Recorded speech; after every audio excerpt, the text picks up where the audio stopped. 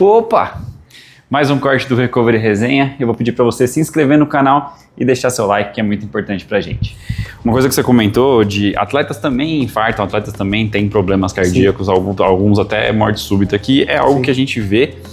Eu não sei se está acontecendo mais, parece que está acontecendo mais, mas talvez esteja também sendo mais noticiado.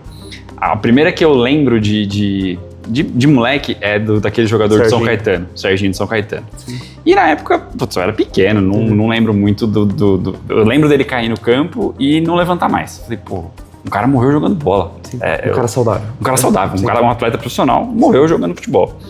E hoje a gente vê isso acontecendo em alguns outros eventos. Por exemplo, eu estava uma vez em Ubatuba, numa prova, uma corrida de montanha. Meu pai também estava correndo essa prova. Meu pai passou por um cara que teve uma parada e teve uma morte súbita numa prova de montanha. Uau. Isso foi em 2019, acho que foi 2019, foi antes da pandemia. Realmente está aumentando esse número de mortes súbitas no esporte? Você acredita que não? Não está aumentando? Não está. E tem algumas explicações para isso. Foi publicado esse ano, se não me engano, março ou abril, um estudo americano, que eles pegaram uma análise ali até o ano de 2009 da taxa de morte súbita no esporte, depois compararam nos últimos 10 anos. Para fazer 2 ranges de tempo. A taxa de morte súbita no esporte continua a mesma, então não mudou. Mas o que mudou nesse meio tempo? Eles analisaram principalmente meia maratona, maratona e ultramaratona. Muito mais gente fazendo.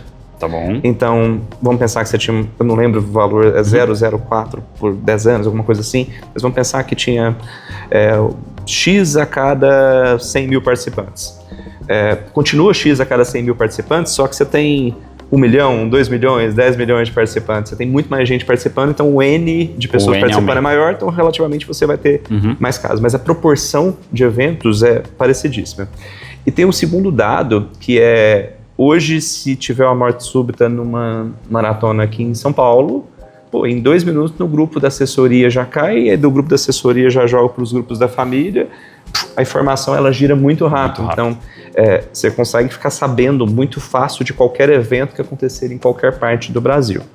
De qualquer forma, isso é um ponto de atenção. Eu acho que nós, como sociedade médica, como profissionais de saúde, a gente tem que olhar para isso, porque a primeira preocupação disso, cara, é que sempre que acontece um evento de morte súbita no esporte, qual que é o primeiro?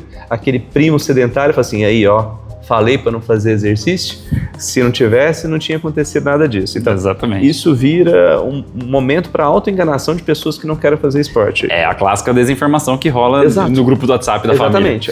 E aí o cara fala assim, não, vou fazer isso não, isso faz mal. E pelo contrário, quando a gente vai olhar estudos dessas pessoas que são ultra atletas, os caras de endurance, esses caras vivem mais do que a média da população. Então, assim, o esporte é protetor para a saúde, a gente tem que deixar isso muito bem claro.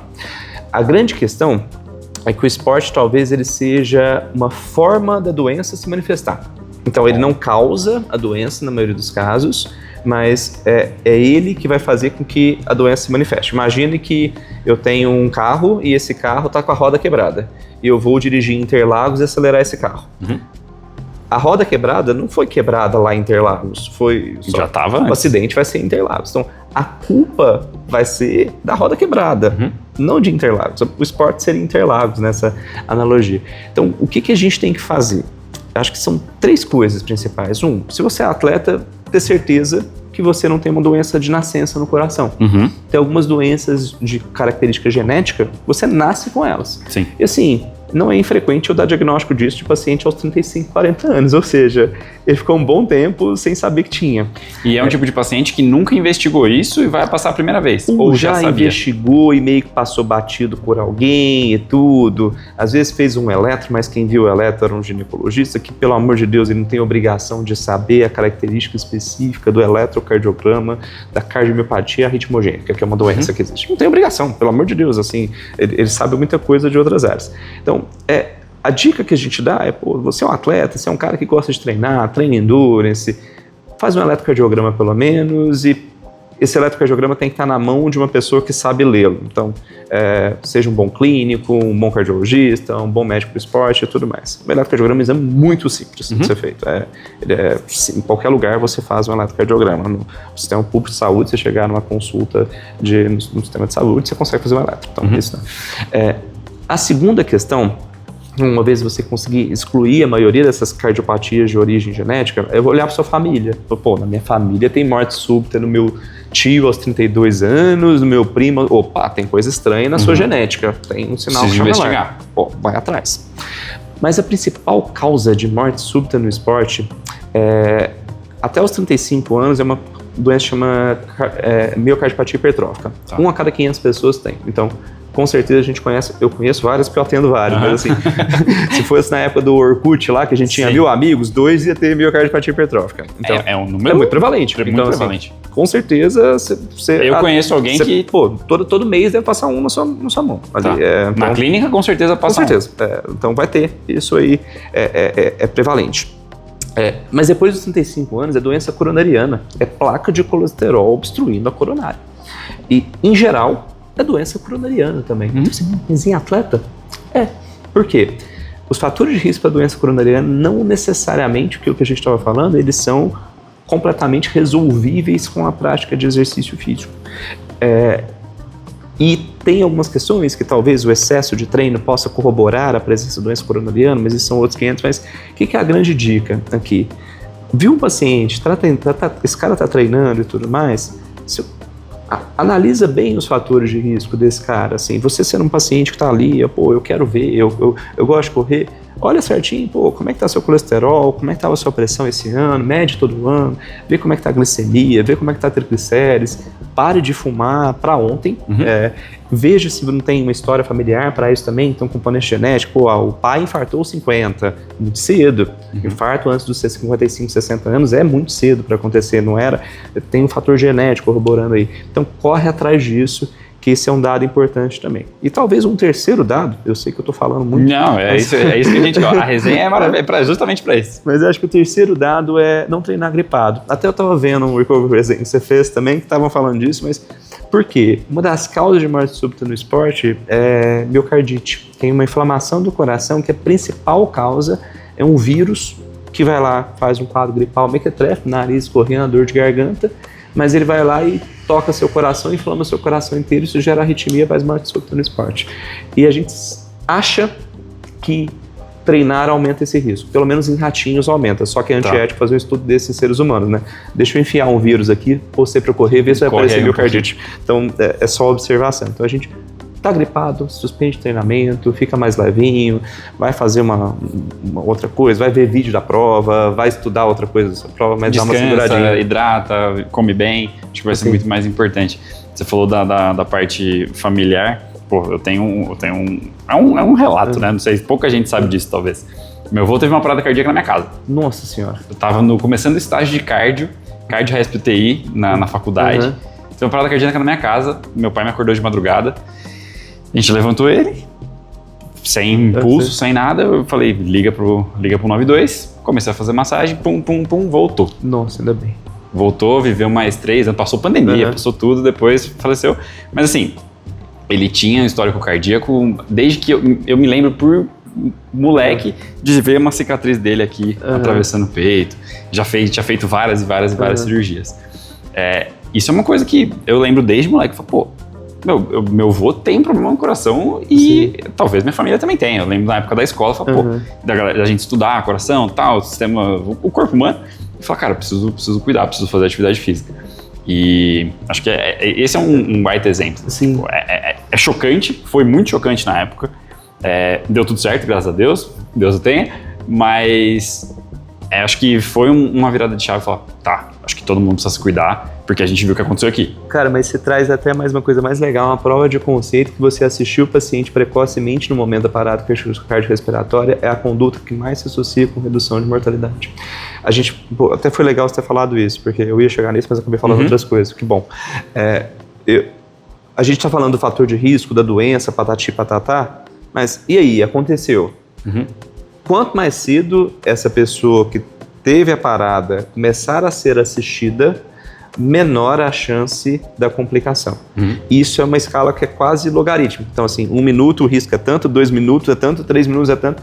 Passou de 5 minutos sem ter assistência, a mortalidade é altíssima com isso. Então, assim, identificou, começar a ressuscitação cardiopulmonar. E até uma coisa que a gente deveria começar a pensar como política pública para isso ter no ensino médio. Sim. Por exemplo, você ser treinado para identificar, reconhecer, ligar para o SAMU e começar a ressuscitação, que é a tal pessoa dando massagem cardíaca. Que isso é uma coisa fantástica. E uma outra coisa importante é a gente cobrar ativamente que as provas tenham estrutura médica para assistir essas pessoas. Sim. Já teve prova que aconteceu evento e que na hora o desfibrilador não estava funcionando. Sem bateria. Isso não pode, pô. Não pode. Isso é inaceitável, né? Então, a gente, como pessoas que praticam e tudo, um dos critérios para a gente olhar a qualidade de uma prova é a nossa segurança. Sim. Também. E parte disso é, se aconteceu alguma coisa comigo, uma fatalidade aconteceu ali, ok, eu vou ser assistido prontamente, eu tenho uma equipe média para me assistir ali, se aconteceu, eu tenho um desfibrilador para sair, me tirar da arritmia ali que aconteceu. Então, isso é uma coisa importante da mesma forma. E a gente tem que conversar isso publicamente. Tem tido algumas medidas nos últimos anos que tem isso, mas a gente precisa ampliar esse awareness, eu acho. Eu lembro, na época da escola, eu não lembro de ter alguma palestra sobre isso. Eu lembro de ter palestra anti-droga e tudo mais, anti-uso de drogas, né? Sim. Mas sobre saúde, ressuscitação, BLS, né? O famoso BLS. Exatamente. Nada. Assim, eu conheci na época da faculdade. Sim. Porque eu fiz era da saúde. Exato. Tipo, um amigo meu que fez engenharia, não tem a menor ideia. Nada. Talvez ele não saiba nem que tem que ligar para o 92. E uma coisa legal, nos Estados Unidos, qualquer academiazinha, assim, a academia de hotel tem uma esteira dentro do desfibrilador. Regra ter. Hoje eu fui aqui no parque.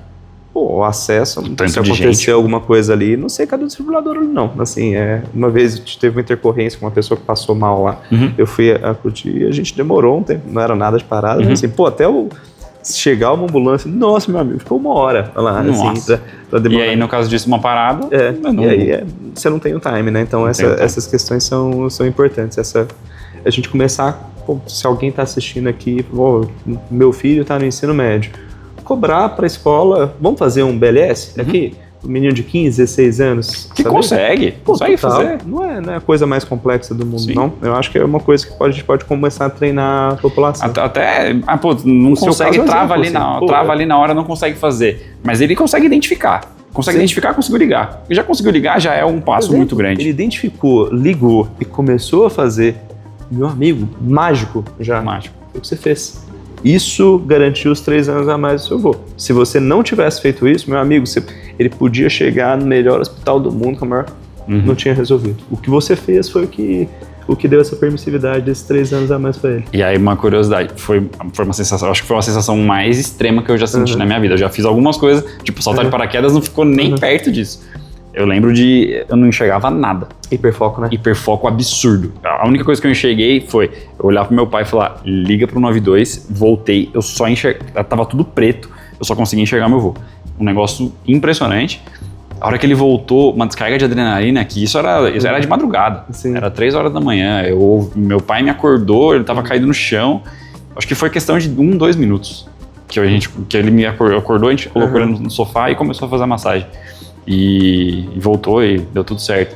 Mas, cara, acho que foi a sensação mais extrema que eu já senti. Tá doido, imagina. Muito estresse que é isso, né? Porque uma coisa... Quem que eu conseguia dormir depois? Uma coisa é você assistir um paciente que você tá vendo agora, que é esse paciente, né? Outra coisa é e isso é uma coisa que a gente faz profissionalmente. Então, você desliga o seu emocional e só põe a chavinha do profissional, medular e tudo e vai. E tem que ser assim.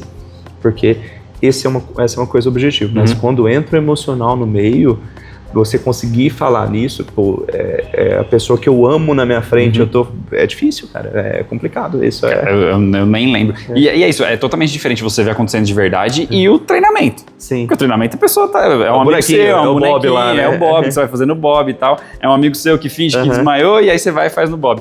É totalmente diferente. Sim. Mas o treinamento é muito... Eu só consegui por causa do treinamento. Sim. Só consegui por causa do treinamento. Isso. Teve um caso esse ano de um estudante de medicina que tinha acabado de ver o negócio na faculdade, assim, e que ele assistiu uma pessoa por causa disso e a pessoa sobreviveu, assim. Isso é legal demais. Então acontece, gente, acontece. Prestem atenção e aprendam isso também, que é muito importante. Às vezes cobrar, tô na faculdade aqui, da faculdade, vai ter uma atividade extracurricular agora. BLS. Sim. Chama Basic Life Support, BLS. Coisa mais legal que tem. E, se salvar uma vida, tá pago, né?